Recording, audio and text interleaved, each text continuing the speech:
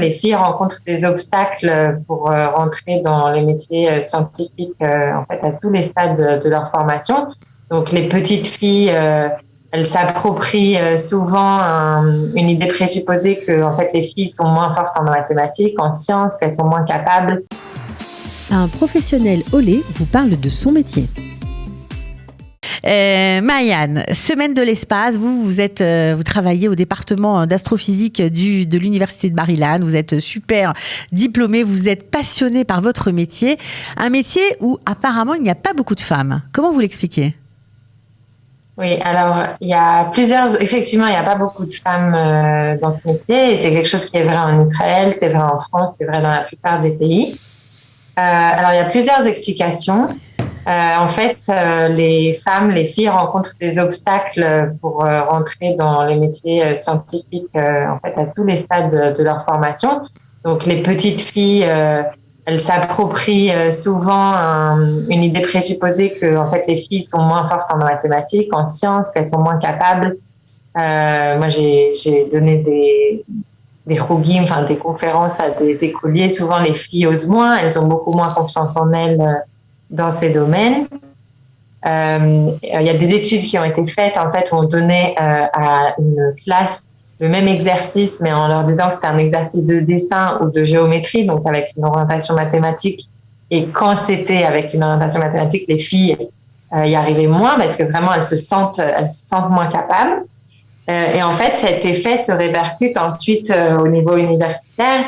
Il y a beaucoup moins de filles qui choisissent des études universitaires scientifiques. Moi, je peux vous raconter, personnellement, on était 4 filles pour une classe de 40 à l'école normale supérieure en physique. Et ensuite, le dernier stade, je dirais, le dernier obstacle que les femmes rencontrent, c'est juste avant de recevoir en fait un poste à l'université, il faut faire ce qu'on appelle un post-doctorat et il faut faire en Israël, il faut faire cette étape à l'étranger, de préférence aux États-Unis dans une des meilleures universités américaines. Et en fait, ce stade arrive à un moment où souvent les femmes sont en pleine construction de leur famille, elles ont souvent des enfants en bas âge. La principale source de revenus des foyers est souvent la carrière de l'homme et c'est très rare en fait que les familles fassent ce qu'on appelle une relocation pour la carrière de la femme. Et en fait, ça c'est vraiment le dernier obstacle qui achève les efforts des femmes qui ont tenu le coup jusqu'à ce. Donc en fait, vous nous expliquez que ça n'a rien à voir avec les rêves, mais ça a malheureusement à voir avec la réalité, avec des obstacles concrets. C'est pas du tout quelque chose d'impalpable, au contraire. Oui, et c'est des choses sur lesquelles on peut agir. On peut, je pense, aider les petites filles, les écolières et les étudiantes. C'est des choses sur lesquelles on peut agir. Ça commence tôt de vouloir être astrophysicienne. Justement, on parlait des petites filles. On rêve de quoi quand on est une petite fille comme vous ? Vous rêviez de quoi ? Vous jouiez à la poupée ou vous préfériez regarder les étoiles ? Alors moi, je jouais comme tout le monde et en fait, comme beaucoup d'enfants, j'avais un intérêt pour l'astronomie. J'étais enfant, il y a beaucoup d'enfants qui aiment l'astronomie, les dinosaures, voilà. Mes parents m'ont offert un télescope quand j'avais 12 ans et vraiment, je me souviens qu'on regardait ensemble le ciel orange parisien où c'est très difficile de voir des étoiles, mais on essayait. Et en fait, comme beaucoup d'enfants, ça m'est passé à l'adolescence. Et j'ai redécouvert en fait le monde de l'astrophysique à la fin de mes études de licence. J'ai fait une classe préparatoire scientifique, mais qui donc combine chimie, physique, mathématiques. Et j'avais un super prof de physique en prépa, donc j'ai redécouvert l'astrophysique en fait à l'occasion d'un stage de recherche en master. Donc voilà, je suis retombée amoureuse de ce domaine assez tardivement. Alors, en quoi consiste votre quotidien ? Alors, je sais que votre domaine de recherche, alors pour moi, il est un peu abscon. Ça s'appelle les transients. J'espère que j'ai bien prononcé la spécialité. Qu'est-ce que vous faites tous les jours ? Alors, qu'est-ce que je fais ? C'est un métier qui est très diversifié au niveau du quotidien. Donc, il y a une partie de mon métier, c'est en fait l'enseignement. Donc là, je vais commencer à enseigner à l'université pour des étudiants de licence, donc la physique générale de niveau licence. Mais il y a aussi des cours spécifiques d'astrophysique. Donc, je dirais que le quotidien des chercheurs, et il y a cette composante d'enseignement, de transmettre aux générations futures de chercheurs à l'occasion de cours magistraux. Et l'autre composante qui en fait prend la plupart du temps, c'est de la recherche.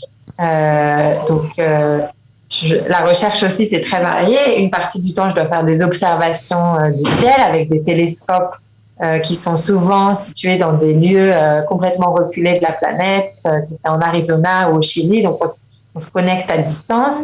On travaille dans des grandes collaborations internationales avec des chercheurs dans le monde entier.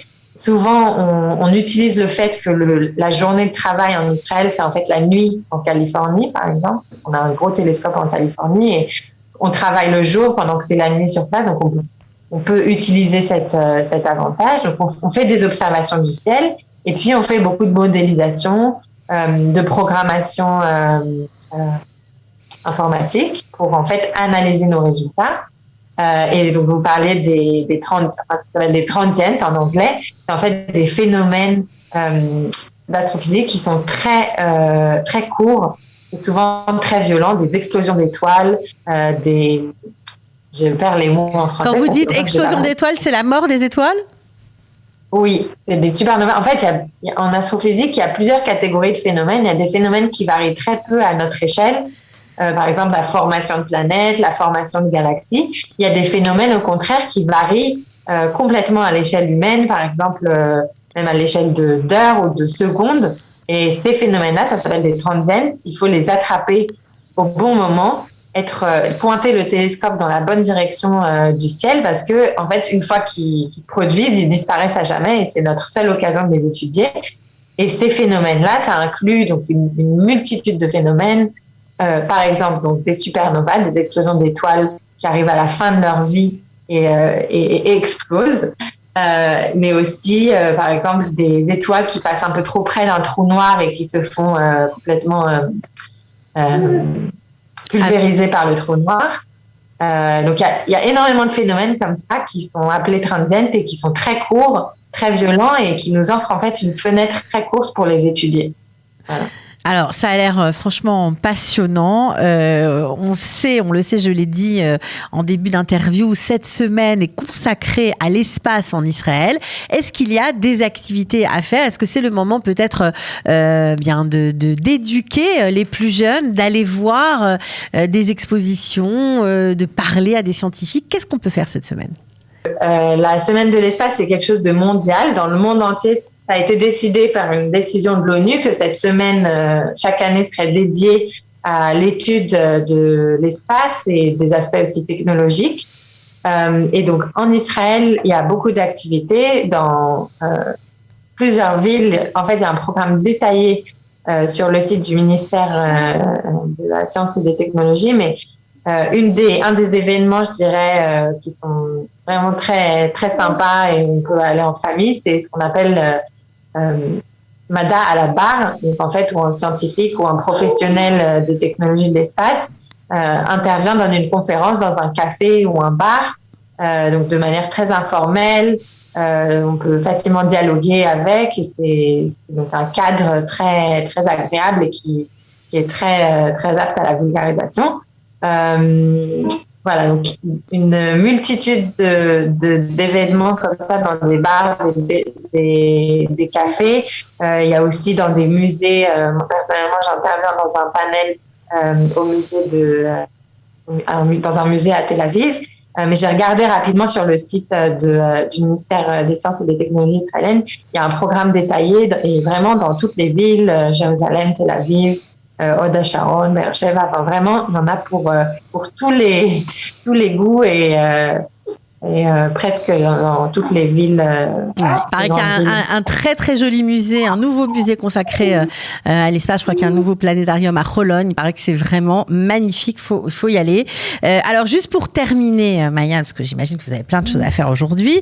Est-ce que vous pensez que les filles en Israël ont vraiment une place à prendre malgré les obstacles et les difficultés? Est-ce qu'elles ont une façon de réfléchir un peu différente? Oui, donc parfaitement. Je pense qu'il y a beaucoup d'efforts qui sont faits aussi aujourd'hui pour en fait aider les filles à réussir, à se sentir plus en confiance dans ces domaines et à pouvoir choisir ces domaines si elles décident que c'est le domaine qui leur plaît. Il y a aussi beaucoup d'efforts qui sont faits à l'échelle, à des stades plus avancés pour en fait raise the awareness. Je ne sais pas comment on dit ça, mais donc disons faciliter, informer sur toutes sortes de biais inconscients. Par exemple, à l'université hébraïque, je sais qu'il y a un effort qui est fait pour en fait aider les professeurs à écrire des lettres de recommandation qui soient pas biaisées. En fait, on a découvert que souvent les lettres de recommandation qui ont un rôle très très important dans des moments très sensibles de la carrière académique, souvent il y a un vocabulaire très spécifique qui est utilisé pour les hommes et un vocabulaire différent qui est utilisé pour les femmes. Donc vraiment, il y a un effort qui est fait pour informer. C'est des biais qui sont pas forcément volontaires, qui sont pas forcément conscients. Et je pense que en fait, les dernières années, vraiment, il y a une augmentation de l'information sur le sujet et de la volonté en Israël de aider les femmes. D'ouvrir grand la porte aux femmes pour faire des carrières scientifiques et pourquoi pas devenir comme vous, astrophysicienne. En tout cas, vous êtes inspirante. Bravo pour votre parcours. Si jamais certains qui nous ont écoutés ce matin ont envie de vous contacter, est-ce que c'est possible pour avoir des renseignements? On peut vous contacter? Oui, c'est tout à fait possible. Il y a le site internet de l'université de Bar-Ilan avec mon site et mon contact, et c'est tout à fait possible.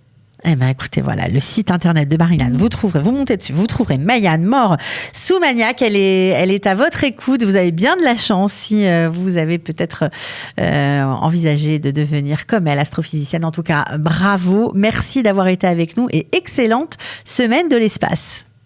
Merci.